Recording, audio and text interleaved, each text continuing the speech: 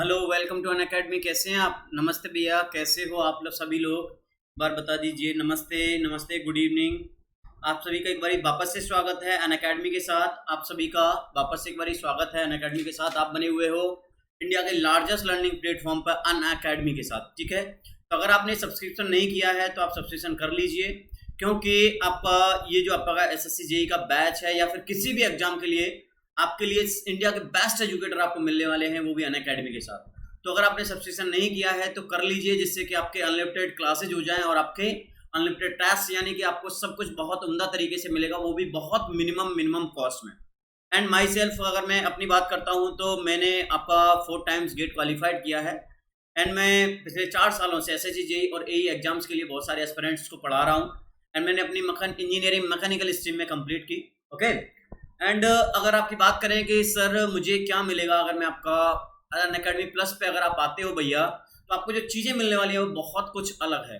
यानी कि आपका डेली लाइव क्लासेस रहेंगी आपकी, एंड आपके लाइव टेस्ट क्विजेज, एंड आपका जो भी कोर्स पढ़ाया जाएगा वो बहुत ही उम्दा तरीके से पढ़ाया जाएगा।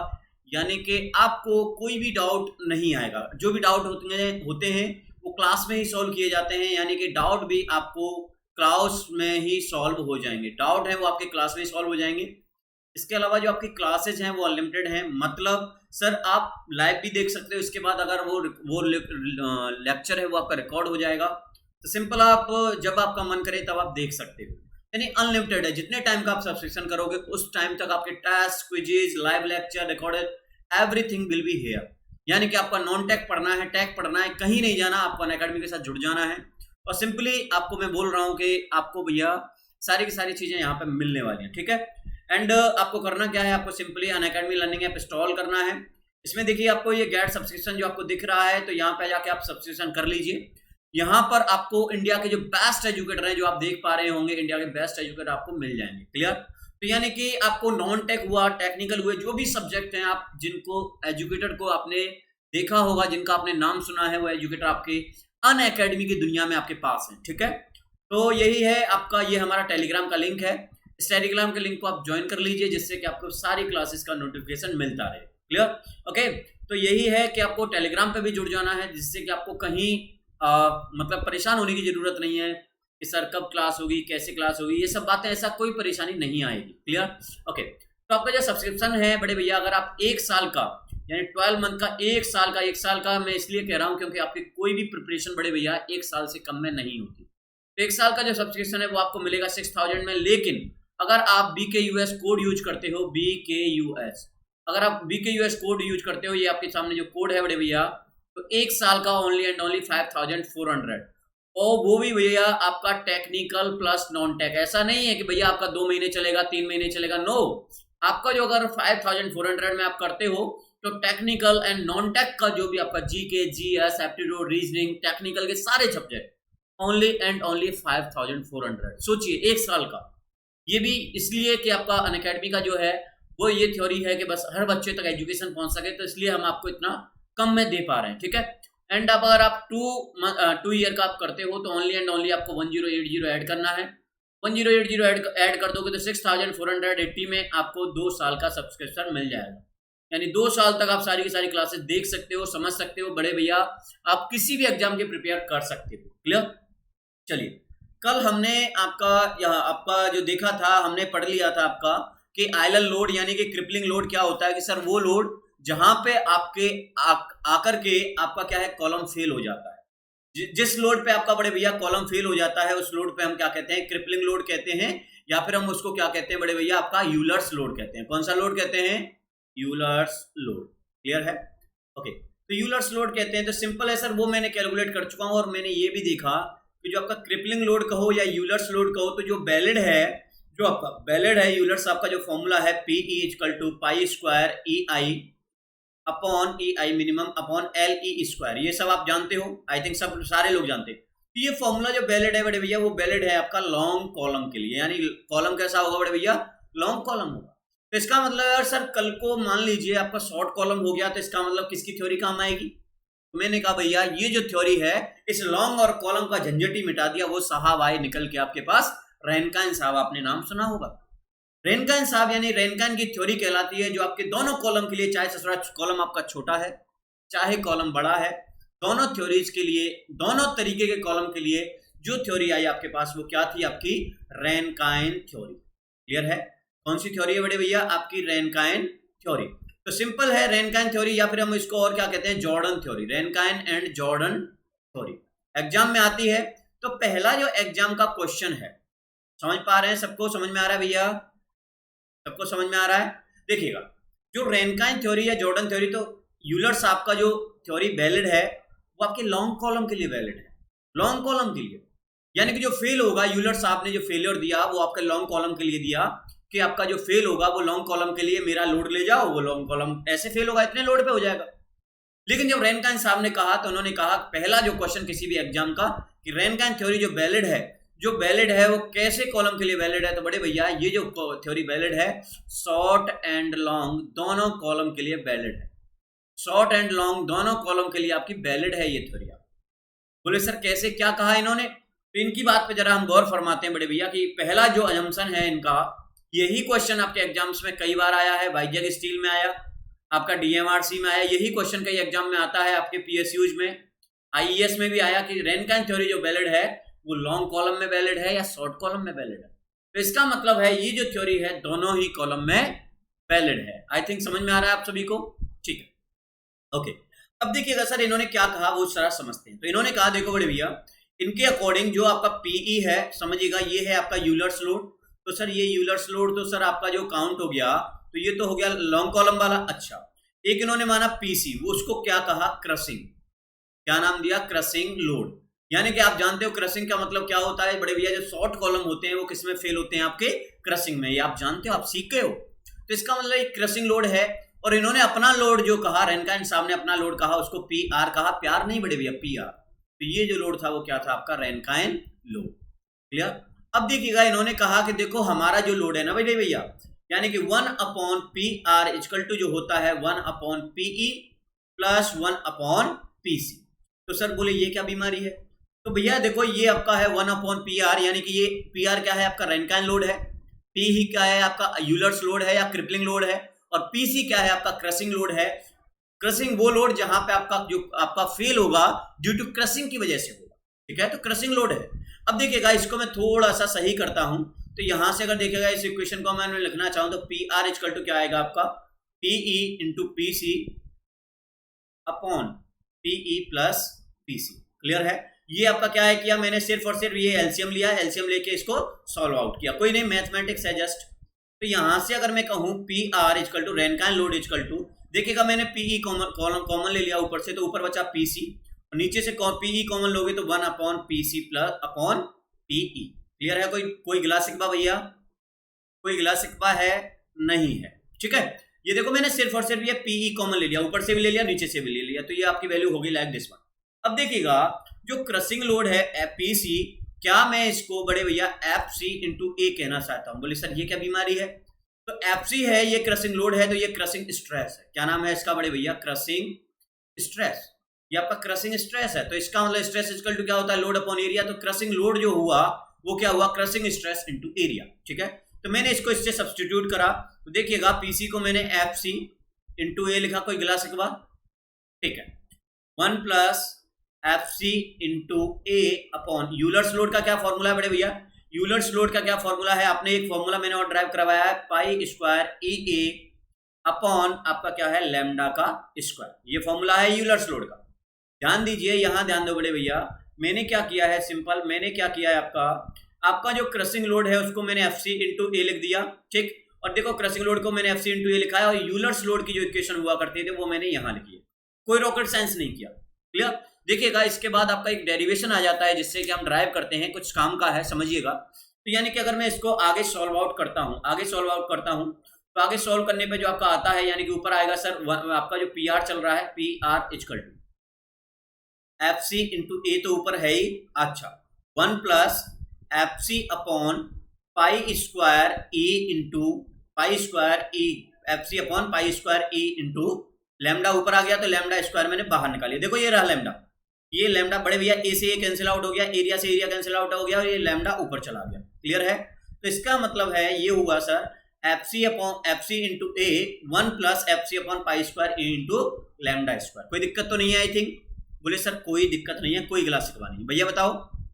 ओके, अब देखिएगा यहाँ देखिए, अगर मैं कहूँ सर एक बात है, देखो एफ सी है वो है आपका क्रशिंग स्ट्रेस। एफ सी क्या है बड़े भैया? आपका है क्रशिंग स्ट्रेंथ, यानी कि क्रशिंग स्ट्रेंथ या क्रशिंग स्ट्रेस कहें तो ये क्रशिंग स्ट्रेस है बड़े भैया। जो भी आपका गिवन मटेरियल होगा, जो भी आपका गिवन मटेरियल होगा, उस गिवन मटेरियल के लिए वैल्यू फिक्स रहेगी बड़े भैया। मान लीजिए स्टील है तो उसके लिए फिक्स है भैया, कब फेल होगा। आपके लिए कंक्रीट है तो पता है आपको कब फेल होगा क्रशिंग का। तो इसका मतलब आपका एफ सी क्या है? जो भी गिवन होगा वो कांस्टेंट है, पाई कांस्टेंट है।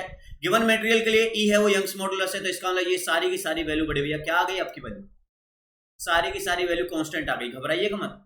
एफ सी का मतलब है आपका क्रशिंग स्ट्रेस। क्लियर? तो ये फिक्स रहेगा, गिवन क्वांटिटी के लिए आपका फिक्स रहेगा, सिंपल सी बात है। ठीक है, इनटू अपॉन पाई स्क्वायर ई, मैंने बस इसको रीअरेंज किया इनटू लैम्डा स्क्वायर।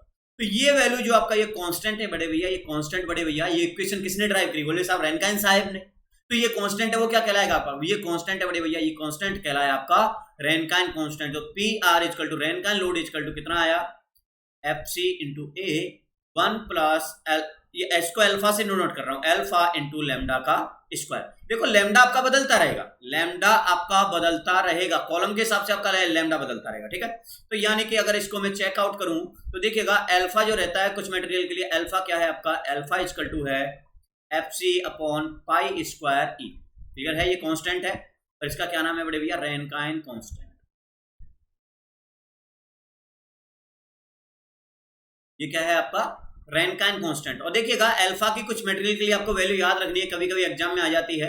अल्फा की वैल्यू अगर माइल्ड स्टील के लिए लिखते हो तो बड़े भैया माइल्ड स्टील के लिए अल्फा की वैल्यू होती है 1/7500। अल्फा की वैल्यू अगर कास्ट आयरन के लिए लिखोगे तो वो क्या होती है आपकी? 1/1600। क्लियर है? अगर अल्फा की वैल्यू अगर आप टिम्बर के लिए अगर आप लिखते हो तो अल्फा की वैल्यू क्या होती है आपके पास? 1/750। क्लियर है? ये अल्फा यानी कि रैनकाइन कांस्टेंट की वैल्यू है। क्लियर? तो देखिएगा ये वैल्यू आपको याद रखनी है, कभी कभी एग्जाम्स में आ जाती है, पूछ लिया जाता है, तो एग्जाम में आपको याद रखनी है, बिल्कुल याद रखनी है बड़े भैया एग्जाम के पॉइंट ऑफ व्यू से। ये आपका रैनकाइन कांस्टेंट है, अल्फा इक्वल टू क्या हो गया? F C upon pi square E. तो आपका जो फॉर्मूला अगर मैं देखूं, फॉर्मूला आपका फाइनल जो फॉर्मूला आया तो Rankine load P R equal to कितना आया? F C into A upon 1 plus alpha into lambda का स्क्वायर। हाँ ये आपका पहले ही मैं लिख चुका हूं, सॉरी। ये आपका रैनकाइन लोड का फॉर्मूला है। ठीक, अब देखिएगा बात समझिएगा, तो इसका मतलब ये रैनकाइन लोड का और ये रैनकाइन कांस्टेंट है। तो आप गिवन मटेरियल के लिए जो भी आपकी गिवन स्ट्रेंथ होगी, जो भी आपका लैम्डा होगा, उस मटेरियल के लिए आप रैनकाइन लोड की वैल्यू निकाल सकते हो। यानी कि रैनकाइन वो लोड है जो आपको दोनों की वजह से फेल दिखाएगा, क्रशिंग की वजह से भी और आपका लॉन्ग यानी कि ड्यू टू क्रिपलिंग की वजह से या फिर ड्यू टू यूलर्स लोड की वजह से। बोले सर ये दोनों की वजह से वैलिड है। अच्छा सर क्या ऐसा हो सकता है कि रैनकाइन फॉर्मूला कभी आपका किस में बदल जाए? बोले सर कभी ये लॉन्ग कॉलम की वजह से फेल दिखाए, कभी ये शॉर्ट कॉलम की वजह से फेल दिखाए, ऐसा हो सकता है क्या? क्यों नहीं हो सकता बड़े भैया? जब मैं कहूं कि मैं 2 काम कर सकता हूं तो इंडिविजुअली एक काम भी कर सकता हूं। अगर ये रैनकाइन थ्योरी आपके शॉर्ट कॉलम के लिए भी वैलिड है, रैनकाइन थ्योरी आपकी लॉन्ग कॉलम के लिए भी वैलिड है, तो इसका मतलब इंडिविजुअली भी है, ये कन्वर्ट हो जाएगी, बिल्कुल कन्वर्ट हो जाएगी। तो इसका मतलब है रैनकाइन थ्योरी जो है आपकी लॉन्ग कॉलम के लिए भी वैलिड है और आपकी शॉर्ट कॉलम के लिए भी वैलिड है। बोले सर कैसे? समझिएगा, देखिएगा बड़े भैया, देखिएगा आपका जो है, आपका जो आया जो आपने इक्वेशन लिखी थी 1/PR इनिशियल इक्वेशन, ठीक है, वो क्या आती है आपकी 1/PE प्लस 1/PC। ओके, अब देखिएगा अगर मैं कहूं फॉर लॉन्ग कॉलम की अगर आप बात करोगे तो एक बात बताना बड़े भैया, लॉन्ग कॉलम की अगर बात करोगे यानी कि ओके, तो इसका मतलब है लॉन्ग कॉलम की बात करोगे तो लैम्डा क्या होगा आपका? मोर होगा। लैम्डा क्या होगा बड़े भैया? आपका मोर होगा। अगर यानी कि अगर आपका लैम्डा आपका अगर मोर है तो समझिएगा यहाँ पे, तो यानी कि पीई जो होगा, पीई इक्वल टू कितना है? पाई स्क्वायर ई ए अपॉन लैम्डा का स्क्वायर। ठीक है, तो ये पीई जो आएगा वो बहुत कम आएगा, यानी कि बहुत कम आएगा, तो पीई आएगा जो वेरी स्मॉल आएगा, वेरी स्मॉल, क्योंकि लैम्डा ज्यादा है, वेरी स्मॉल। इसका मतलब सर बहुत कम लोड पे आपका मटेरियल फेल हो जाएगा लॉन्ग कॉलम, बहुत कम लोड पे। ठीक है, तो वेरी स्मॉल लोड पे ये वो लोड की वो वैल्यू है जहां मटेरियल फेल हो जाता है। तो जरा देखिएगा इस टाइम पीरियड में ये 1/PR है, 1/PR है, ध्यान से समझिएगा, ये है 1/PE प्लस 1/PC।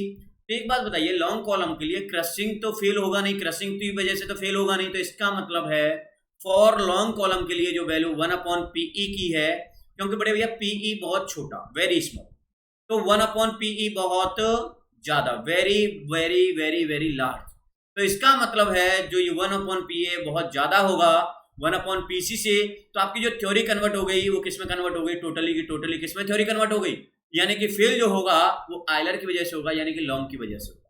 समझ रहे हो, लॉन्ग कॉलम में कन्वर्ट हो गई, क्यों कन्वर्ट हो गई बात समझिएगा, क्योंकि जो आपका PE है बहुत स्मॉल लोड पे आपका लॉन्ग कॉलम फेल हो रहा है, तो 1/PE बहुत ज्यादा आएगा, जब 1/PE बहुत ज्यादा आएगा तो उसके रेस्पेक्ट में 1/PC क्या होगा, बहुत कम है, तो इसका मतलब ऐड ही मत करो सर इसको, तो 1 अगर मैं देखूंगा तो यानी कि आपका 1/PC जो होगा 1/PC होगा इसके रेस्पेक्ट में, लॉन्ग कॉलम के रेस्पेक्ट में very less, very less, clear है। तो इसका मतलब है आपका जो कन्वर्ट हो गई ये रैनकाइन थ्योरी किसमें कन्वर्ट हो गई, रैनकाइन थ्योरी जो कन्वर्ट हो गई बड़े भैया वो किसमें हो गई, आपकी बकलिंग फेलियर यानी कि यूलर्स की वजह से फेलियर, ठीक है। लॉन्ग कॉलम की बात करें, अगर शॉर्ट कॉलम में बात करोगे, शॉर्ट कॉलम में बात करोगे तो देखो 1/PR शॉर्ट कॉलम के लिए 1/PE प्लस 1/PC है, बोले सर है।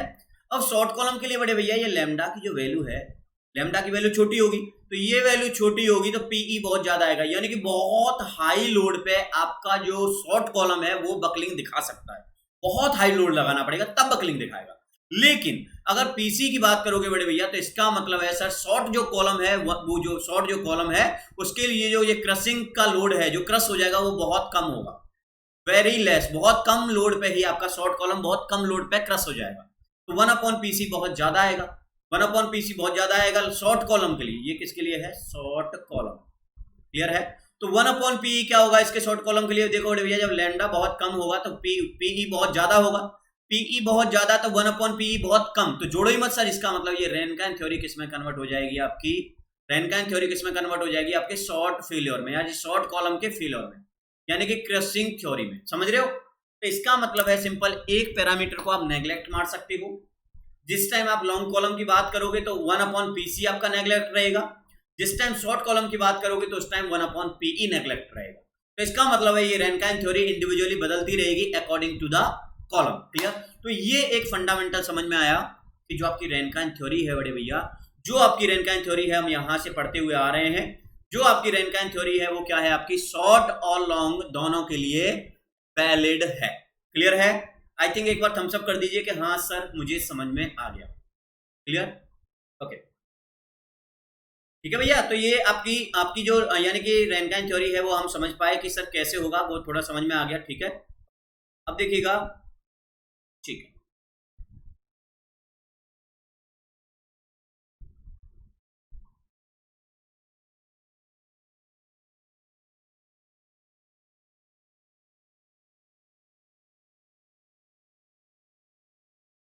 ओके। अब हम नेक्स्ट जो हमारा डिस्कशन है वो इस बात पे है, ध्यान से समझिएगा। नेक्स्ट वो मेरा डिस्कशन है कि जो कॉलम है बड़े भैया, जो आपका कॉलम है, जो आपका कॉलम है वो आज अकेला एक्सियल कंप्रेसिव फोर्स नहीं है, उसके साथ साथ मूवमेंट भी है, यानी कि कॉलम पे जो कॉलम में जो आपका फोर्स लग रहा है वो ओनली कंप्रेसिव नहीं दे रहा, मूवमेंट भी दे रहा है, यानी column subjected to column subjected to column subjected to axial compressive force, axial compressive force as well as movement. बोले सर समझ में नहीं आ रहा, आप क्या कह रहे हो, एज वेल एज मूवमेंट, देखिएगा मैं समझाऊंगा, चिंता मत करो। यानी कि आपका कॉलम जो है बड़े भैया आज ओनली दबा हुआ नहीं है, उसमें मूवमेंट भी है। बोले सर समझ में नहीं आ रहा, इसके डायग्राम से हम समझेंगे चीजों को, देखिएगा ध्यान से समझिएगा, ओके। यानी कि आपका कॉलम है ओनली आज बड़े भैया कंप्रेशन में नहीं है, ओनली कंप्रेशन में नहीं है, उसके साथ आपका मूवमेंट भी जनरेट हो रहा है। बोले सर कैसे दिखाओ, तो देखिएगा ध्यान से, आपका ये मैंने कॉलम बनाया, 3D बना रहा हूं, ठीक है, जिससे कि आपको दिखे समझ में आए। देखिएगा बड़े भैया ये आपका कॉलम है,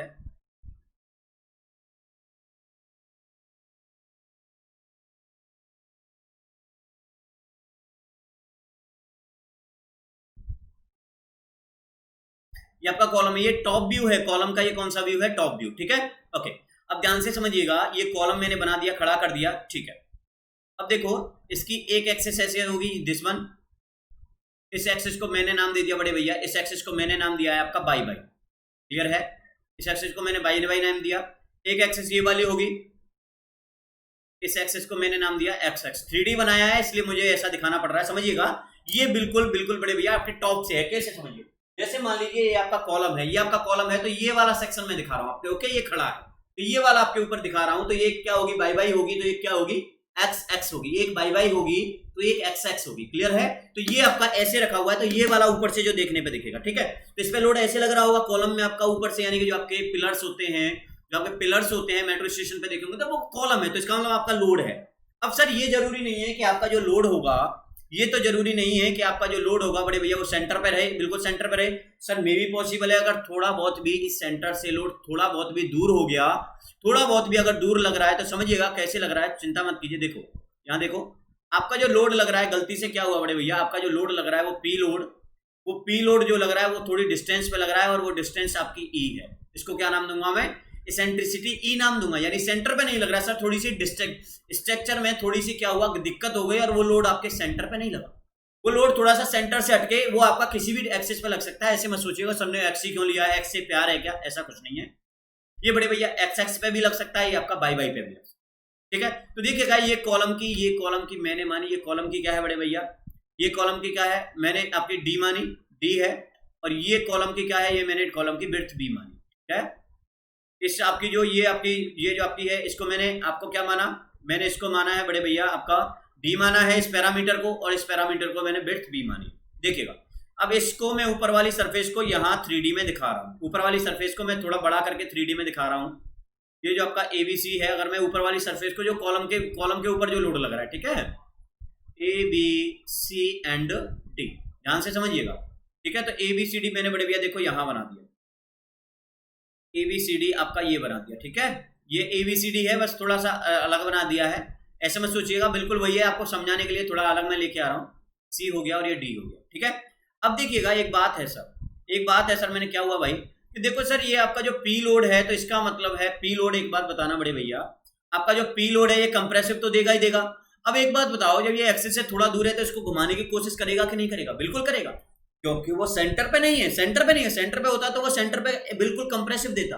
लेकिन बड़े भैया अगर सेंटर से थोड़ा दूर है, ई सेंट्रिसिटी है, तो इसका मतलब है ये इसको रोटेट कराने की कोशिश करेगा, ये इसको रोटेट कराने की कोशिश करेगा। तो इसका मतलब है सर, अगर ये रही आपकी axis, like this is your axis x x, वही एक्सिस है एक्स एक्स, ठीक है, ये वो एक्सिस है आपकी बाई बाई वाली, क्लियर। तो इसका मतलब है देखो बड़े सर, यहाँ पे आपका पी लोड लग रहा था, तो यानी कि जो इस पे मूवमेंट आएगा वो क्या आएगा, इस पॉइंट पे अगर सेंटर पे आप मूवमेंट देखने की कोशिश करोगे, तो सेंटर पे जो मूवमेंट आएगा वो कितना आएगा बड़े भैया, इस एक्सिस के बाद देखो ऐसे ही घुमाएगा इसको ये लोड ऐसे घुमाने की कोशिश करेगा, और मूवमेंट कितना आएगा, m equal to P into E, क्योंकि ई क्या थी आपकी परपेंडिकुलर डिस्टेंस, इसेंट्रिसिटी, ई क्या कहलाती है आपकी बड़े भैया, इसेंट्रिसिटी, क्लियर है। ई क्या है आपकी इसेंट्रिसिटी, पी क्या है आपका लोड है, क्लियर है। और ये आपका देखिएगा, अगर ये लोड आपको, ये अगर आपका लोड है, तो यहाँ पे लोड में सेंटर पे, बिल्कुल सेंटर पे ला सकता हूँ, इस लोड को बिल्कुल ला सकते हो आप। तो बड़े भैया ये सेंटर पे शिफ्ट हो गया, बोले सर समझ में नहीं आया कैसे होता है, तो ध्यान से समझिए, ऐसे होता है। जैसे मान लीजिए ये आपका कोई ये स्ट्रक्चर है लाइक दिस वन, ठीक, अगर इस पे आपका पी लोड लग रहा है बड़े भैया, पी लोड लग रहा है, तो इस लोड को पैरेलल शिफ्ट कर दीजिए, शिफ्ट कर सकते हो। और ये अगर आपकी लेंथ ए है, तो इसका मतलब ऐसा कांस्टेंट मूवमेंट आप लगा दीजिए P इंटू ए का। अब आप इसको हटा सकते हो, तो इसका मतलब आप समझ जाओ ये कैसे लग रहा है, ठीक है। तो मैंने वही किया, यहाँ पे जो P लोड लग रहा था बड़े भैया, P जो लोड लग रहा था, मैंने उसको मूवमेंट शिफ्ट कर दिया, ये मूवमेंट शिफ्ट कर दिया, देखो इसको ऐसे घुमाने की कोशिश करेगा, P इंटू ई की वजह से आपको घुमाने की कोशिश करेगा, यानी बेंडिंग देने की कोशिश करेगा, और आपका ये P लोड P ही है। तो इसका मतलब है अब इस कॉलम में दो चीजें वर्किंग में है, एक तो सर आपका ये कंप्रेसिव लोड है सीधा, और एक आपका मूवमेंट है। तो मूवमेंट है, तो इसका मतलब इस मूवमेंट की वजह से बड़े भैया ये जो सरफेस है, अगर मैं बात करूं तो ये सरफेस, अगर दो तरीके के फोर्सेज हो गए सर, दो तरीके के फोर्सेज हो गए। देखो यहाँ देखो, ये बहुत इंपॉर्टेंट है और समझ में नहीं आती है बच्चों को, लेकिन उम्मीद है आप समझ पाओगे, ठीक है। देखो ये पी फोर्स की वजह से इसका मतलब है सर, इसमें जो स्ट्रेस आएगा डायरेक्ट कंप्रेसिव आएगा, क्योंकि आज मैंने शिफ्ट कर दिया पी लोड को।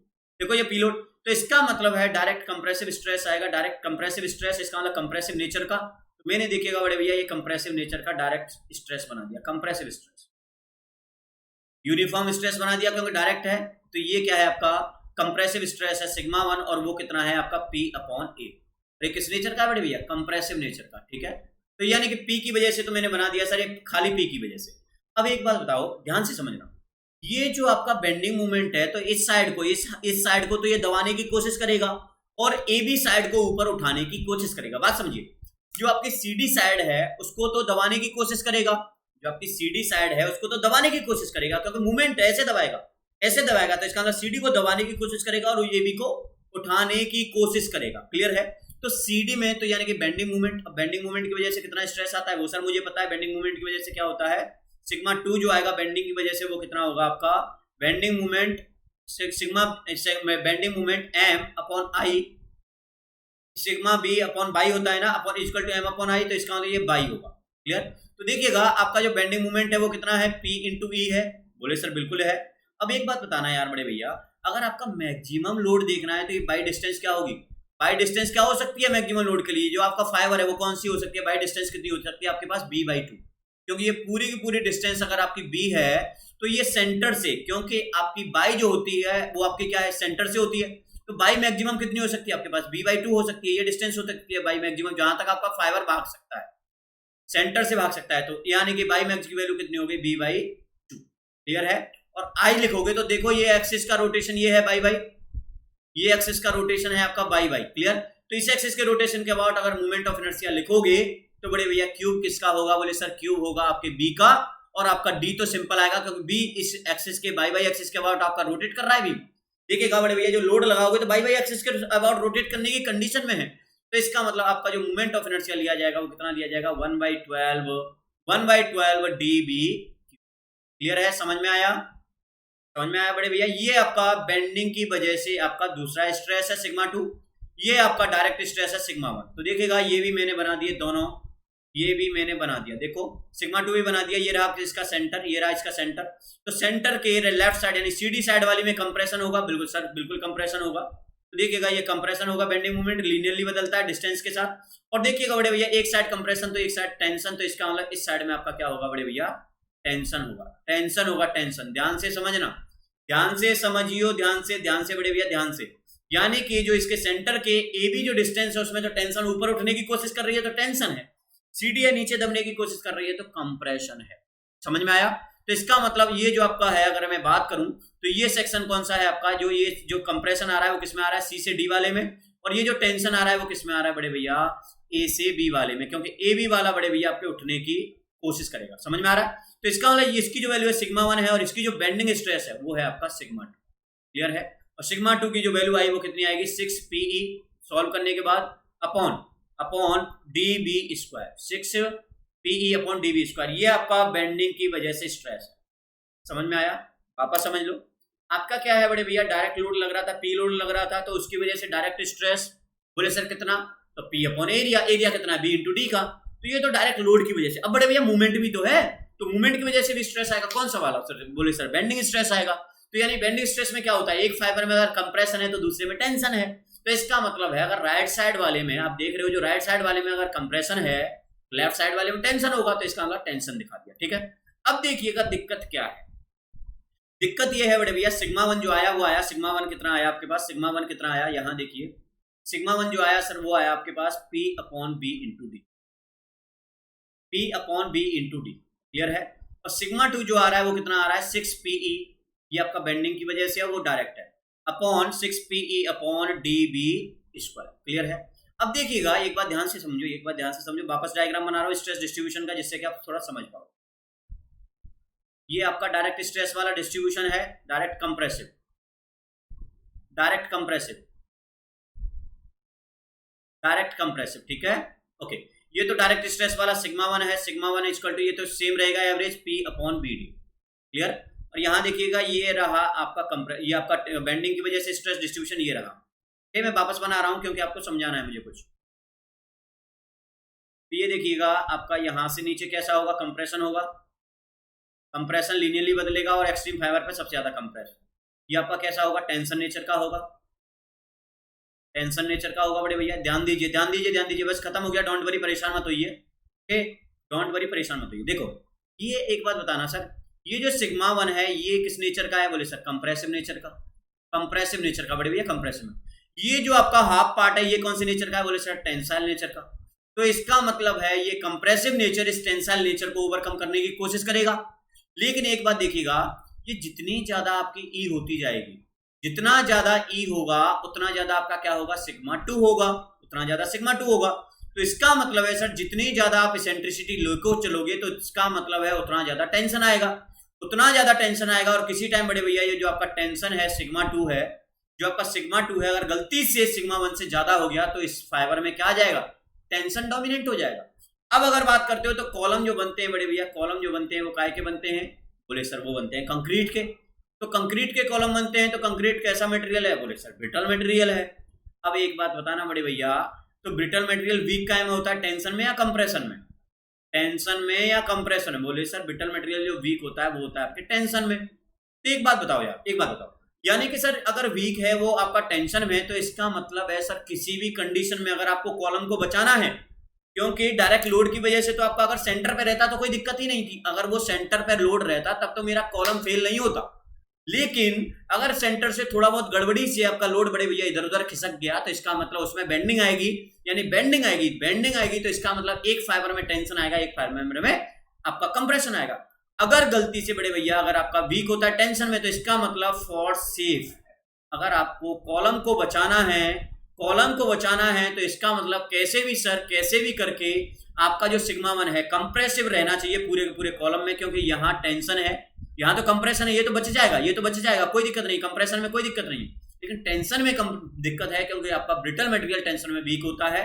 तो फॉर सेफ योर कॉलम, यानी कॉलम को बचाना है, तो आपका sigma 1 definitely greater than equal to क्या होगा, सिग्मा 2 होगा। बात समझो, सिग्मा 1 किस नेचर का, कंप्रेसिव नेचर का, सिग्मा 2 का जो लेफ्ट साइड वाला जो कंपोनेंट है वो किस नेचर का है, टेंसाइल नेचर का। तो इसका मतलब है सर आपका टेंसाइल लोड कैसे भी कंप्रेसिव से ज्यादा होना नहीं चाहिए। तो इसका मतलब है सेफ डिजाइन रखनी है तो कंप्रेसिव लोड आपका ग्रेटर देन इक्वल टू किसके हो सकता है, सिग्मा 2 के। तो इसका मतलब ये दोनों आपस में कैंसिल आउट कर लेंगे। तो अगर सिग्मा 1 ज्यादा होगा तो ससुरा सिग्मा 2 को दबा देगा, सिग्मा 2 के इफेक्ट को दबा देगा। तो यानी ज्यादा हो या बराबर हो सकता है लास्ट। अगर मैं बराबर रखूं तो देखिएगा एक काम बन गया मेरा, सिग्मा 1 की वैल्यू कितनी है, P upon BD is greater than equal to sigma 2 की वैल्यू कितनी है, 6 इंटू PE अपॉन आपका है DB स्क्वायर। तो देखो बड़े भैया कुछ काट लीजिए, P से P कैंसिल आउट हो गया, B और D कैंसिल आउट हो गए। तो E जो आया बड़े भैया, E जो आया वो लेस देन इक्वल टू कितना आया आपका, वो लेस देन इक्वल टू आया B/6। बोले सर इसका मतलब क्या है, इसका मतलब क्या है, यही फंडा है और यही का आज का लेक्चर जो मेरा है कोर एरिया, उसी की शुरुआत के लिए मैंने यहां से आपका स्टार्ट करा है, समझिए। तो E वो वैल्यू है बड़े भैया सेंटर से, ध्यान दीजिएगा सेंटर से E वो वैल्यू है सेंट्रिसिटी। तो सर अगर आपकी E की वैल्यू B/6 से कम रहती है, ध्यान दीजिएगा, E को जो आप सेंटर से अपने लोड को इधर उधर घुमा रहे हो, अगर उसकी वैल्यू जो B जो विड्थ होगी उससे अगर B/6 से कम रहेगी तो ऑलवेज सिग्मा 1 डोमिनेंट होगा, सिग्मा 1 डेफिनेटली ज्यादा होगा। कंडीशन क्या है कि E जो होना चाहिए less than equal to B/6 होना चाहिए, यानी जो आप लोड को घुमा रहे हो बढ़िया इसेंट्रिक घुमा रहे हो वो कितना हो सकता है आपका B/6 हो सकता है। तो इसका मतलब B/6 तक तो सर आपका सिग्मा 1 डोमिनेंट रहेगा, लेकिन अगर इससे ज्यादा हो गया तो सिग्मा 1 डोमिनेंट नहीं रहेगा। तो इसका मतलब सेफ डिजाइन के लिए एक चीज समझ में आई कि सर इसेंट्रिसिटी जो होगी वो B/6 से क्या होनी चाहिए, कम होनी चाहिए। समझ में आया, ठीक। तो देखिएगा इसी को यानी कि जो आप घुमा रहे हो बड़े भैया अपने लोड को आप घुमा रहे हो इधर उधर जो आप घुमा रहे हो, तो इसका मतलब वो जो डिस्टेंस घुमा सकते हो आप अपने एरिया में वो अब देख लीजिए, मैं वही 3D बना रहा हूं, मैं वापस सीख लेंगे। तो इसका मतलब ये कॉलम था सर आपका, ये आपका सॉरी लाइक दिस वन। तो इसका मतलब है लोड को जो घुमा सकते हो सेंटर से कितना आगे घुमा सकते हो, बोले सर मैं आगे ले जा सकता हूँ B/6 तक। अच्छा सर पीछे भी ले जा सकता हूँ B/6 तक, ठीक है। अगर ये आपका D है, ये D है मान लीजिए, ये मैंने वो क्रॉस सेक्शन बनाया ऊपर वाला, घबराइएगा मत, ये आपका D है। तो इसका मतलब ऊपर कितना ले जा सकता हूँ D/6, नीचे भी कितना ले जा सकता हूँ D/6, क्योंकि मैंने इधर लोड लेके गया था, इधर भी ले जा सकता हूँ, इधर भी ले जा सकता हूँ, इधर भी ले जा सकता हूँ। ये B/6 क्या वैल्यू है, ये वो वैल्यू है जहां तक आपका लोड जाएगा और आपके कॉलम में बड़े भैया ऑलवेज कंप्रेशन बना रहे। तो ये सेंट्रिसिटी की वो वैल्यू है कि जहां तक आप अपने लोड को लेके जाइए आपके कॉलम में ऑलवेज क्या बना रहेगा बड़े भैया, कंप्रेशन। क्लियर है। अब देखिएगा इसी बात को लेते हुए आपकी एक टर्म डिफाइन होती है और बहुत इंपॉर्टेंट टर्म है, that is define core. Core क्या होता है, बात समझिएगा। बोले सर कोर क्या होता है, तो देखिएगा कोर क्या होता है कि कोर वो एरिया है बड़े भैया, कोर वो एरिया है आपके सेक्शन का, ध्यान समझिएगा। ये जैसे मान लीजिए ये आपने सेक्शन बनाया लाइक दिस वन, ये आपका क्रॉस सेक्शन है, ऊपर से जो दिखेगा, ओके, ऊपर से जो दिखेगा कॉलम का, ठीक है, घबराइए मत। सर ये आपकी टोटल वैल्यू है वो आपकी बी है, मान लीजिए आपकी वैल्यू बी है, ये बी ही मानी है आपने, बिल्कुल। ये क्रॉस सेक्शन है ऊपर से, ओके, डैश में समझिएगा, लंबाई तो कॉलम की एल होती है, ये डैप यानी कि क्रॉस सेक्शन ऊपर से जो देखो, ठीक है, लंबाई को तो हम एल दिखाई रहे हैं, पहले ही दिखा चुका हूं मैं आपके लिए, ठीक है। ये मान लीजिए एक एक्सिस ये हो गई सर, ठीक है, ध्यान से समझना, ठीक है, आपकी एक्सिस एक ये हो गई, तो इसका मतलब है लाइक दिस वन, ये इसका सेंटर हो गया, ध्यान से समझना, ठीक है। तो कोर एरिया क्या कहता है समझिएगा, कोर एरिया कहता है कि एक बात है भाई, सुनो, बोले बताओ, जो आपके सेंटर के अबाउट, यानी कि सेंटर के अबाउट वो एरिया जहां पे आप लोड लेके घूमोगे, ऑलवेज आपको जो मिलेगा वो क्या मिलेगा, कंप्रेशन, बात समझिएगा। यानी कि वो एरिया है कोर, वो एरिया है जहां पर जिसमें अगर आपका लोड एक्ट करेगा, लोड अगर एक्टिंग होगा, लोड जिस एरिया में एक्टिंग होगा, कोर एरिया वो एरिया है जिसमें लोड एक्टिंग करेगा, यानी लोड लगेगा, और ओनली एंड ओनली आपके क्या आएगा, आपका ओनली एंड ओनली क्या आएगा बड़े भैया, आपके जो कॉलम है, आपका जो कॉलम है उसमें ओनली एंड ओनली क्या होगा, कंप्रेशन होगा। तो बात समझिएगा। बोले सर अभी समझ में नहीं आ रहा, मैंने कहा रुको भैया थोड़ा सा पेशेंस रखो, सब समझो। यानी कि वो एरिया, तो एक बात बताना, अभी आप समझ में आए, अपनी बातों से मत मुकर करिएगा। अगर वो आपका ये पीछे देखिए, अगर आपको कंप्रेशन रखना है, अपने कॉलम में कंप्रेशन रखना है, तो आगे पीछे कितना कर सकते हो, बोले सर b/6, अगर उस तरफ ले जा सकता हूं तो d/6, तो इसका मतलब है बड़े भैया देखो, मैं इसको कॉलम को कितना ले जा सकता हूं, b/6 इस साइड में, लोड को मैं इधर किधर ले जा सकता हूं सर, b/6 इस साइड में। ये अरे यार ये तो मेरा मन, आगे ले जाऊं पीछे ले जाऊं किधर भी ले जाऊं, कोई लिखा थोड़ी हुआ है। अच्छा सर अगर ये d है तो इसमें भी कितना ले जा सकता हूं, जब अगर इस साइड कैलकुलेशन करता तो ये भी d/6 ही आता, ठीक है। अच्छा सर नीचे भी कितना ले जा सकता हूं, मैंने कहा d/6, तो इसका मतलब सर इस एरिया को आप मिला दीजिए बड़े भैया, इस आपके जो साइड्स हैं इनके एक्सट्रीम पॉइंट को अगर आप मिला दोगे तो देखिएगा बड़े भैया, अगर इन एक्सट्रीम पॉइंट को आप मिला दोगे तो एक एरिया जनरेट होगा। ये एरिया जनरेट हुआ आपके कॉलम के क्रॉस सेक्शन में, तो ये जो एरिया जनरेट हुआ है बड़े भैया, ये जो एरिया जनरेट हुआ है यही एरिया क्या कहलाता है, आपका कॉलम, सॉरी कोर एरिया, यही एरिया आपका क्या कहलाता है, कोर। कोर का मतलब है कि सर ये वो एरिया है जिसमें मैं ससुरा अपने पी लोड को, समझिएगा, जो आपका एरिया वो एरिया जिसमें आप अपने लोड को लेके घूमते रहो, इस कॉलम में ऑलवेज क्या होगा, कंप्रेशन होगा, क्लियर। तो ये वो एरिया जो आपका क्या है, आपका जिसमें आप लोड को, इतने एरिया में आप लोड को कहीं पे भी लगा दो, पी लोड को, ऑलवेज आपका कंप्रेशन डोमिनेंट रहेगा, क्लियर है। तो यानी कि वो एरिया जिसमें कंप्रेशन रहता है क्या कहलाता है, कोर कहलाता है। अब एक लॉ आता है समझिएगा, मिडिल 1/3 रूल, मिडिल 1/3 रूल समझिएगा, ये बहुत इंपॉर्टेंट है, मिडिल 1/3 रूल, सॉरी 1/3 रूल, ठीक है। मिडिल 1/3 रूल क्या है, बात समझिएगा, मिडिल 1/3 रूल क्या है, कोई रॉकेट साइंस नहीं है, समझो क्या यार। एक बात बताना, ये जो अगर मैं टोटल डिस्टेंस की बात करूं, जो लोड को ले जा सकता हूं, तो टोटल डिस्टेंस कितनी ले जा सकता हूं, b/3, b/6 और b/6 को जोड़ दो, तो ये कितना ले जा सकता हूं, बोले सर d/3 लेके जा सकता हूं। तो इसका मतलब है क्या ये मिडिल सेक्शन है, 1/3, बोले सर है, क्या ये मिडिल सेक्शन है, डेप्थ में 1/3, बिल्कुल है। तो इसका मतलब है ये कहता है कि in case of rectangle, in case of आपका जो क्रॉस सेक्शन है, जो कॉलम का क्रॉस सेक्शन है वो कैसा है, अगर इन केस ऑफ रेक्टेंगल की बात करो या फिर आप स्क्वायर की बात करो, दोनों के लिए अगर आप लोड को जो लेके चल रहे हो, स्क्वायर में या रेक्टेंगल में जो आप लोड को लेके चल रहे हो, तो लोड को अगर आप 1/3 पोर्शन ऑफ मिड 1/3 पोर्शन में अगर आप लोड को लगाओगे, मिडिल 1/3 पोर्शन में अगर आप लोड को लगाओगे, तो ऑलवेज आपका किसमें रहेगा, आपका कॉलम कंप्रेशन, समझ रहे हो। तो 1/3 क्यों नाम दिया, मिडिल 1/3, क्योंकि ये जो डिस्टेंस है कहां तक लेके जा सकता हूं अपने लोड को, 1/3 डिस्टेंस तक बी में और 1/3 डिस्टेंस में किसमें, आपके डी में। तो इसका मतलब है लोड को इतना आप लेके जा सकते हो। तो यही है कि 1/3 रूल का मतलब है 1/3 पोर्शन में, 1/3 लेंथ में, 1/3 लेंथ में, वो भी कौन सी वाली, मिडिल वाली, बड़े भैया मिडिल वाली। तो इसका मिडिल 1/3 पोर्शन में अगर आप लोड को लेके घूमोगे तो आपको ओनली एंड ओनली कंप्रेशन मिलेगा। समझ में आया कि नहीं आया, एक बार थम्स अप कर दो, समझ में आया कि नहीं आया। वेरी नाइस भैया, वेरी नाइस, गुड। मुझे उम्मीद है आपको शायद समझ में आ रहा होगा, कोई डाउट हो तो बता दीजिएगा, ठीक है।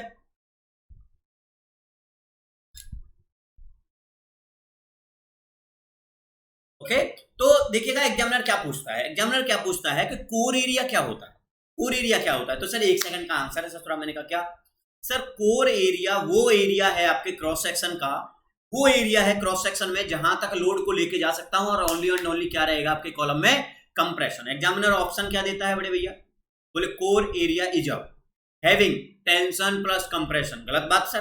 हैविंग ओनली कंप्रेशन, सही बात है सर। हैविंग ओनली टेंशन, गलत बात सर। नन ऑफ दिस, तो इसका आंसर क्या होगा, कोर एरिया वो area, core area sir, core वो एरिया है आपका सेक्शन का जहां पर ओनली एंड ओनली क्या रहेगा बड़े भैया, कंप्रेशन रहेगा। वो क्या कहलाता है आपका, कोर एरिया कहलाता है। ठीक है, अब देखिएगा कुछ स्पेशल केसेस भी हैं, आई थिंक समझ में आ गया होगा क्या हुआ है क्या नहीं हुआ है। मैंने देखो यहाँ से डेरिवेशन किया, आपका जो लोड, वापस एक सेकंड में समझा रहे हैं हम। ओके, जो लोड था आपका, लोड को मैं सर, इसको लोड को मैं कितना लगा सकता हूँ, समझ लीजिए, वापस समझ लीजिए, कोई इशू नहीं है, एक मिनट में। तो लोड मैंने लगा दिया गलती से आपका ई डिस्टेंस पे लगा दिया, सेंटर से ई डिस्टेंस पे, तो इसका मतलब मूवमेंट भी देगा और डायरेक्ट लोड भी होगा। तो डायरेक्ट लोड की वजह से मैंने सिग्मा 1 फाइंड आउट कर लिया। आपका सिग्मा 2 जो आपका मूवमेंट आया उसकी वजह से बेंडिंग स्ट्रेस इतना आ गया। तो सर एक बात बताओ, जो एवी सेक्शन है वो आपका टेंशन में रहेगा, एवी सेक्शन किस में रहेगा, टेंशन में, और सीडी किस में रहेगा, कंप्रेशन में। तो ये तो हो गया टेंशन में, ये किस में है बड़े भैया, टेंशन में, और ये है कंप्रेशन में। तो गलती से सर, क्योंकि आपका कॉलम बना हुआ है ब्रिटल मटेरियल लिखते हैं, तो ये टेंशन कभी भी ज्यादा होना नहीं चाहिए। तो इसका मतलब sigma 1 always greater than should be sigma 2। अगर आपको बचाना है, कॉलम को अगर बचाना है, तो sigma 1 should be greater than sigma 2। ठीक है, तो सिग्मा 1 की वैल्यू रख दी, लोड अपॉन एरिया, एरिया कितना है, बी इंटू डी का। इसका सिग्मा 2 कितना कैलकुलेट किया, अभी आपने कैलकुलेट किया 6 अपॉन डी वी स्क्वायर। तो यहां से ई की जो वैल्यू आई, यानी कि कितना आगे पीछे आप कर सकते हो अपने लोड को, कितना आप आगे पीछे कर सकते हो लोड को, कितनी आई आपके बड़े भैया। अगर बी की टर्म में है तो b/6, और अगर डी होता है तो d/6। ठीक है, तो यानी कि इसी को लेके 1/3 रूल बना दिया कि आपका ये टोटल जो डिस्टेंस है वो 1/3 पे वर्क करेगा। तो यही क्या कहलाता है, मिडिल 1/3 रूल। क्लियर है, चलिए आगे बढ़ते हैं। आई थिंक मुझे समझ में आ गया होगा आप बच्चों को।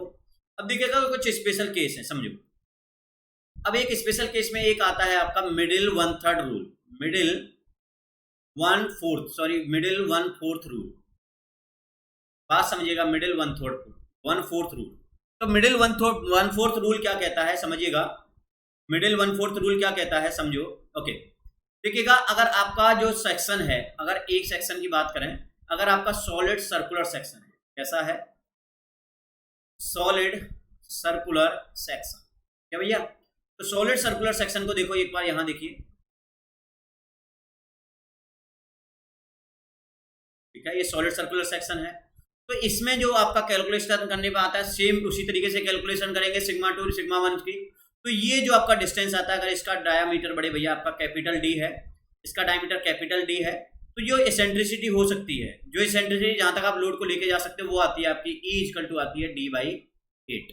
तो ये टोटल वैल्यू जो आपकी आएगी वो कितनी आएगी, आपकी टोटल वैल्यू कितनी आएगी मिडिल, यानी कि आपका D/8 दोनों को जोड़ दीजिए, तो इसका मतलब D/4। तो इसका मतलब इसलिए इसको क्या नाम देते हैं, मिडिल 1/4 रूल। तो यानी 1/4 पोर्शन में अगर आप लोड को लेके घूमोगे, तो ऑलवेज जो आपका अगर क्रॉस सेक्शन सर्कुलर है, कॉलम का क्रॉस सेक्शन कैसा है बड़े भैया, सर्कुलर है, तो जो इसेंट्रिसिटी की वैल्यू आती है E वो कितनी आती है, यानी कि D/8। और इसको हम कहते हैं 1/4 रूल, क्योंकि आपका क्या है, सॉलिड सर्कुलर सेक्शन के लिए दोनों तरफ जो लेके जा सकते हो, कितना लेके जा सकते हो बड़े भैया, आपका D/4 और D/8, और D/8 कितना हो गया, D/।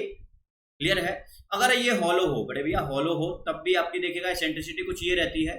हॉलो सेक्शन मैंने बनाया, अगर सॉलिड की जगह गलती से आपका कॉलम जो बन गया बड़े भैया, हॉलो बन गया, ठीक है, हॉलो बन चुका है, तो इसका मतलब ये अंदर से हॉलो है, तो ये तो सॉलिड होगा, यहाँ ये सॉलिड है। ठीक है, तो आपकी सेंट्रिसिटी जो आती है, ध्यान से समझना, देखिएगा, इस अंदर वाले को, अंदर वाले का डायमीटर है मैं स्मॉल डी मान रहा हूँ, अंदर वाले का डायमीटर मैं स्मॉल डी मान रहा हूँ, और बड़े वाले का डायमीटर मैं कैपिटल डी मान रहा हूँ। ठीक है, तो जो इसेंट्रिसिटी आती है बड़ी, यार ये अंदर तो खाली है, तो इसका मतलब यहाँ कहीं काउंट करोगे, तो इसेंट्रिसिटी जो इसकी आती है बड़े भैया, ई जो आती है वो इसकी आती है D² plus small d² upon 8d। Clear है, ये वैल्यू आपके एग्जाम में आ चुकी है, ये वैल्यू आपके एग्जाम में आ चुकी है, ओके, PSU में आ चुकी है। ठीक है, तो ये एग्जाम में आ चुकी है, तो इसको लर्न कर लीजिएगा, डेफिनेटली लर्न कर लीजिएगा। ठीक है, और ये तो सिंपल है, D/8 किसके लिए वैलिड है, यानी सर्कुलर सेक्शन के लिए D/8 वैलिड है, ये भी आपका सर्कुलर लेकिन हॉलो। ठीक है, तो एक बात बताइए, यहाँ पे मैंने मिटाया नहीं है, एक बात बताओ यार, जिस दिन अगर आपका बड़े भैया, अगर देखिए कोई एक छोटा सा मैं यहाँ कन्वर्जेशन करना चाहता हूँ, ये मिटाया नहीं है इसलिए मैंने एक छोटा सा कन्वर्जेशन करना चाहता हूँ। देखो, अगर बड़े भैया यहाँ देखिए, ध्यान से समझो, अगर इस साइड में लेता हूं आपका shape of the cross section of column, यानी कॉलम का क्रॉस सेक्शन किस शेप का है, कॉलम का क्रॉस सेक्शन किस शेप का है, और इस साइड में मैं ले रहा हूं कोर एरिया का शेप, कोर एरिया का क्या शेप ले रहा हूं, ठीक है। तो देखो एक बात बताओ, पहले बताओ, अगर आपका रेक्टेंगुलर है, अगर आपका रेक्टेंगुलर है, आपका जो कॉलम है उसका क्रॉस सेक्शन कैसा है, रेक्टेंगुलर, तो देखो रेक्टेंगुलर क्रॉस सेक्शन है तो ये कैसा दिख रहा है आपका, रोम्बस दिख रहा है, ये रोम्बस है भैया, रोम्बस। तो इसका मतलब जो आपके कोर एरिया की शेप होगी वो क्या होगी आपकी, रोम्बस। एग्जाम में आया हुआ है, बहुत इंपॉर्टेंट है, याद रखिएगा। कॉलम का अगर क्रॉस सेक्शन कैसा है, रेक्टेंगुलर, तो क्या बनेगा आपका, रोम्बस। अगर आपका ये कॉलम कैसा है, स्क्वायर है, कॉलम कैसा है बड़े भैया, स्क्वायर है, तो स्क्वायर है तो इसका क्या बनेगा, स्क्वायर ही बनेगा। क्लियर, ओके, ठीक है। सेम थर्ड नंबर, अगर आपका बड़े भैया आई सेक्शन है, क्रॉस सेक्शन कैसा है आपका, आई सेक्शन, जो आपका कॉलम है वो किस शेप का है, आई सेक्शन का क्रॉस सेक्शन, तो इसका कैसा बनेगा बड़े भैया, आपका रोम्बस ही बनेगा, क्योंकि आई सेक्शन जो बनाते हो आप रेक्टेंगल से मिलके बनाते हो तो रोम्बस ही बनेगा। फोर्थ, आई सेक्शन, अगर क्रॉस सेक्शन आपका कैसा है, आई है, समझिएगा, क्रॉस सेक्शन आई से मतलब ऐसा सेक्शन है आपका, क्लियर है। आपके कॉलम का क्रॉस सेक्शन ऐसा है तो ये आई दिख रहा है ना, आई की तरह तो है, तो इसका जो बनता है आपका जो कोर एरिया का शेप जो बनता है, शेप जो बनता है वो रोम्बस ही बनता है। अगर सर्कुलर है तो आप जानते हो सर्कुलर के लिए अभी आप देखो कैसा बना था, सर्किल ही बना था, सर्किल के लिए कैसा बना था, सर्किल। अगर आपका हॉलो है तो हॉलो के लिए भी क्या बना है आपका, सर्कुलर। क्लियर है, हॉलो के लिए भी क्या बना है, सर्कुलर। समझ में आया। तो इसका मतलब ये आपके केसेस थे जो आपका बड़े भैया, आपका देखिएगा मैंने ये केस बताया आपको, सिंपल समझिए, ये केस है आपका सॉलिड सर्कुलर का, तो इसमें dy/8 तक आप लेके घूम सकते हो, dy/8 तक, लेकिन टोटल जो डिस्टेंस काउंट करोगे तो dy/4 हो गई, dy/8 प्लस dy/8 कितनी हो गई, dy/4 हो गई, इसलिए dy/4 एरिया में आप अपने लोड को लेके घूम सकते हो। Clear, okay. अगर मैं बात करूं आपके रेक्टेंगल की, तो आपका कितना घूम सकते हो, ये आपका 1/3 पोर्शन में आप घुमा सकते हो अपने को, रेक्टेंगल के लिए। सेम स्क्वायर के लिए भी वही वैलिड है आपका, रेक्टेंगल और स्क्वायर के लिए 1/3 पोर्शन, ठीक है, ओके। इससे पहले हमने ये देखा कि आपका जो है, आपका जो सेक्शन है, मैं लोड को कितना घुमा सकता हूं, तो इसेंट्रिसिटी आपने काउंट की। क्लियर, तो आई थिंक मुझे आप लोगों को समझ में आया होगा, क्लियर है। तो यही है, आपको ये आपके जो केसेस हैं इनका आपको शेप याद रखना है कि कोर एरिया का शेप एग्जामिनर पूछता है बड़े भैया, मैं बोल रहा हूं, अगर वो कहता है कि कॉलम का जो क्रॉस सेक्शन है, कॉलम का जो क्रॉस सेक्शन है, अगर कॉलम का जो क्रॉस सेक्शन है वो आपका मान लीजिए उसने कहा सर्कुलर, तो जरा बताओ आपका जो कोर एरिया का शेप कैसा होगा, बोले सर सर्कुलर। अगर वो कहता है रेक्टेंगुलर है, आपके क्रॉस सेक्शन जो है रेक्टेंगुलर शेप का है, तो कोर एरिया किस शेप का बनेगा, तो कैसा बनेगा, रोम्बस, कैसा बनेगा, रोम्बस, ठीक है। तो ये आंसर आपको करके आने हैं, ठीक है। मिडिल 1/3 किसके लिए वैलिड है, एग्जामिनर का क्वेश्चन, मिडिल 1/3 किसके लिए वैलिड है, जल्दी बताओ, मिडिल 1/3 रूल किसके लिए वैलिड है आपका, किसके लिए, रेक्टेंगल या स्क्वायर के लिए। अगर मैं कहूं मिडिल 1/4 रूल किसके लिए वैलिड है, 1/4 रूल किसके लिए वैलिड है, बोले सर सर्कुलर सेक्शन के लिए। तो ये आपके रेक्टेंगुलर और सर्कुलर सेक्शन के कुछ आपके क्रॉस सेक्शन को लेके कोर एरिया किस तरीके से डिफाइन होता है, ये सब बातें आई थिंक समझ में आया होगा। कोई डाउट है तो पूछ लीजिए, ठीक है बड़े भैया। कोई डाउट है तो कमेंट सेक्शन में आप लिख दीजिएगा जिससे मैं उसका आंसर दे सकूं। कोई डाउट है तो कमेंट सेक्शन में लिख दीजिएगा जिससे कि मैं उसका आंसर दे सकूं। क्लियर है, कोई भी डाउट आपको लगता है तो आप पूछ सकते हैं, सॉरी, अब कोई भी डाउट है तो आप पूछ सकते हैं इसमें पूरे में, ये मैंने इससे पहले का पोर्शन मैं आपको कराई चुका हूं कल, ठीक है। कोई भी डाउट है, एनी डाउट, ओके। चलिए, आई होप आप अच्छे से रहेंगे, ओके ओके, आप अच्छे से रहेंगे और अच्छे से अपनी पढ़ाई करेंगे, ठीक है, ओके। तो बस अच्छे से रहिएगा, अपने अच्छे से पढ़ाई कीजिएगा। इसी के साथ मैं आपका कल नया टॉपिक लेके आऊंगा मैं आपके लिए कल, डेफिनेटली हम जो कल पढ़ेंगे वो आपका है बड़े भैया स्प्रिंग को पढ़ेंगे कल। तो बी पेशेंस, और आपके जो भी डाउट हैं वो आप बता दीजिएगा आपके कमेंट सेक्शन में, ठीक है। चलिए, अच्छे से रहिएगा, आप सभी को नमस्ते, नमस्ते भैया, नमस्ते आप सभी को, एक बाय बाय, ठीक है। आप सभी को ये आपका थैंक यू। एंड अगर आपने चैनल को सब्सक्राइब नहीं किया है तो कर लीजिए, जिससे कि आपको सारी की चीजें एक बारी मैं आपसे वापस कहूंगा कि सब्सक्राइब कर लो। और अगर आप अनअकैडमी प्लस पे आना चाहते हो तो बड़े भैया वहां पे आपका देख लीजिए, कोर्स फीस स्ट्रक्चर में आपको बता चुका हूँ, बहुत कम है, बहुत कम है रिलेटिवली टू अनदर, बहुत कम है। और क्वालिटी में कोई इश्यू नहीं है, वो आप जानते हो अनअकैडमी ने हमेशा अपनी क्वालिटी को ऊपर रखा है, और मैं आपसे कमिट करता हूँ कि क्वालिटी में कभी कोई प्रॉब्लम नहीं आने दूंगा। आपको एक एक चीज एग्जाम से एक्स्ट्रा बताऊंगा, ये मेरा आपसे प्रॉमिस है, ठीक है। अगर आपको कोई भी डाउट लगता है, कुछ भी अच्छा लगता है तो यूट्यूब पे आप कमेंट कर सकते हो, आप इसको सब्सक्राइब कर लीजिए चैनल को, ठीक है। आप सभी का एक बार वापस से थैंक यू भाई लोगों, अच्छे से रहना और हम कल मिलेंगे, ठीक है।